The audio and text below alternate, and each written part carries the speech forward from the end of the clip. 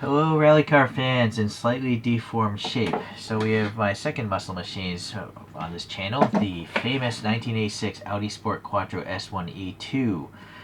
This isn't the very first Quattro, but it was a winning Quattro. 1987, this S1E2, one of these won the 87 Pikes Peak Hill Climb, and they obviously won races in the World Rally Championship. Let's get into this thing here before I talk more about the car. These are roughly 164. You gotta take it with a grain of salt. They are deformed after all. This is model number 20 in this particular wave. And I think I saw in the last one it said like 2022 down here. Yeah, it is 2022 down there. Maisto makes this. This is a Chinese market one, I think. I bought it off AliExpress.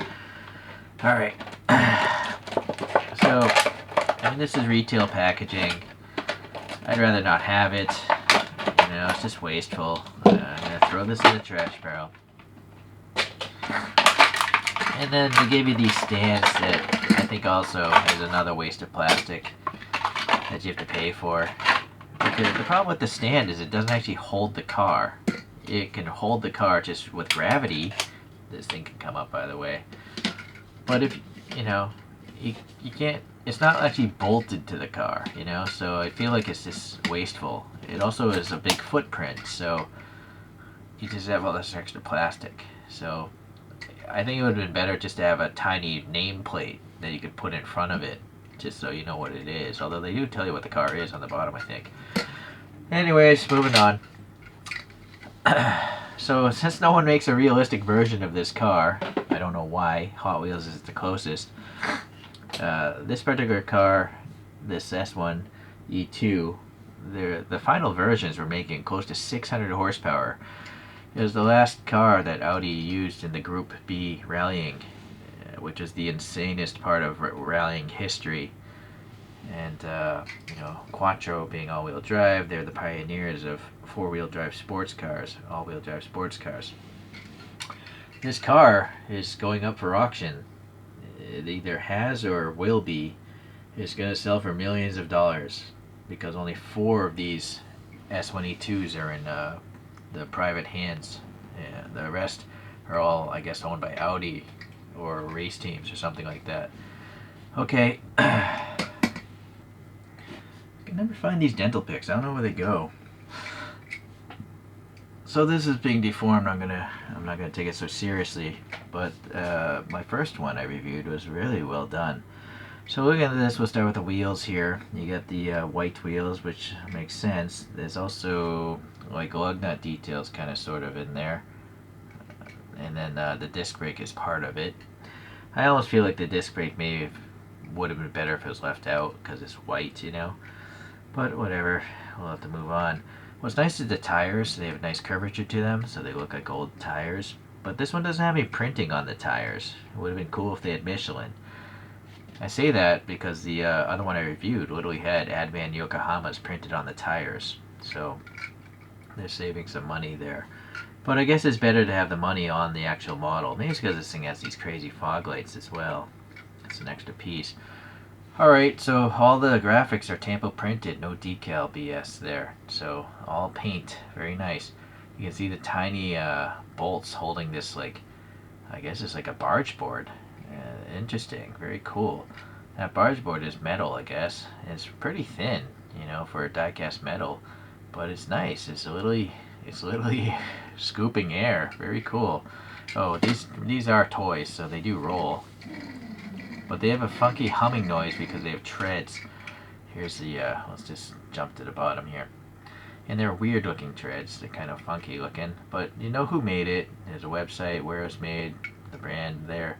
But most importantly, you know what you're holding in your hand. An 86 Audi Sport, blah, blah, blah, blah. The only thing that's missing is like their original copyright. You know, there's no indication of how old this is. And then this thing is, I asked this on my last video, is this a serial number? If you have this toy, does it have a different number than this? So it seems like if it is, I have, you know, that number. Get an idea of how rare these are. Not that I really care. These are pretty cheap. 2 screws holding it together. There's some silver paint here, and this exhaust is floating there. Alright, let's continue back to the side view. So, this side apparently. Nice printing. All the sponsorship. Those are real companies, I guess, or were. There's black here for the vent, and this is indented. I don't know what that is though. It wouldn't be the door handle, right? It's too low. Anyways, there's a little dot there as well. Yeah, tires, wheels look good. It's printing up here. I don't know if that's a vent or what, but it's just yellow. And then there's printed on, and there's a little molded detail for those race windows. This has a little bump to it. The window's recessed quite a bit. Alright, there's some sort of dent here as well. I'm not sure, I don't see it on the photographs. Oh, I think that's a vent on the real car, but there's no black paint here. Probably because they want to keep the Audi Sport there. Alright, just going around to the front. Very cool. They have printed on fog lights there. And then the Audi badge there. What's going on here?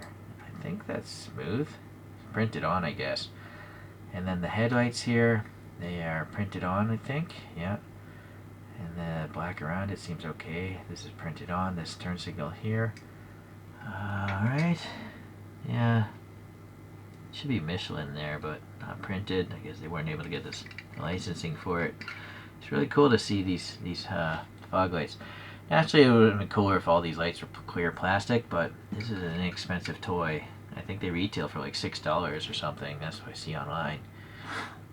So we got a vent here, some vent dents there as well, and there, some bumps here, probably to clear the shock towers. There's no interior, so this is just opaque black plastic, but they tampo printed this banner nicely. Up here, tampo printed, some sort of maybe antenna stub, some hinge bumps there. Nothing on the back window. This side here again, looks all pretty good. Yeah. Alright, so the wing here, we do have some printing up here. And, well, it's blanked off. Well, but that's the way it is on the real car. If you look at the rear photo, there's just a big panel back here. And look, they did get some of the printing. So this one's from the Rally Monte Carlo, apparently. What I would assume it's 86, right? That's what the base plate said. But let's see if there's any year. No. Oh yeah, I guess that's supposed to be 1986. Yeah, it looks kind of close. And that registration plate, I can't tell if it matches the photographs. I don't know, I can't tell. Alright, there's a fine texture here in the grill here. Audi looks good, Quattro looks good. This giant obnoxious exhaust tip looks pretty great. They put some black paint in the recess. This one has mud flaps, but they're just hard plastic, part of the base. The venting back here is painted black, and then there's a texture here that's supposed to be a vent. Unfortunately, it's not deep enough. I'm afraid to paint it. I don't think I can paint it as a good rectangle, so that's too bad they didn't mold that thing in deeper. Or it's too bad they didn't just paint it. This almost looks like it was hand painted right here, like something I would do. So that's interesting. And I'm not sure why the lights are just black. I mean, look at the photos. They're clearly orange and then some red on the bottom and a little silver there. So they definitely skipped out on a lot of the paint apps on this one compared to the Nissan. I'm not sure why this bumper is also messed up like that. Was this broken? I mean, you saw me pull it out of the package. It was brand new. Okay. Oh, there's also some venting details here, but no paint. So unfortunately, all these vents are so shallow, like a Hot Wheels. It makes it really difficult to modify yourself and add paint. So I'm just probably going to leave this alone. I'm just thankful, I guess, that they made this. What I really want is this thing to be in resin, like a resin model, original Quattro. So I complained a bit on this one because this one is so awesome. Like the tire printing, there's just more printing all over this guy.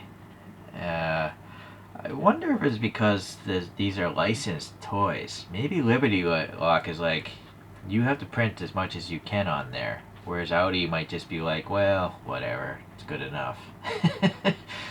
So that's what's going on with these two. They're actually slightly different. You know, the Audi roof is quite a bit higher than this one. But they have the general same feel about them. You know, as far as them being really wide. Okay, well, let's get this one out of here. And then I do have a Hot Wheels of the Quattro with some 3D printed wheels. I forget what scale the Hot Wheels came in at, but You can see this is huge compared to Hot Wheels. Yeah. And then the last one is a Choro-Q, a classic Choro-Q of an Audi Quattro, an Audi 80 Quattro. So, very deformed Choro-Qs, and I like it. I like how they do that, actually. I actually kind of wish these were more deformed, but they don't look like normal cars, so. Alright, well. So even though it's not as well done as the Liberty Walk Skyline, it's still a pretty cool looking deformed car, I think. There's still a lot of tampo printing going all over this thing. No quality control issues that I saw, really. Everything looked okay. I didn't even notice the printing on the side of the wing there.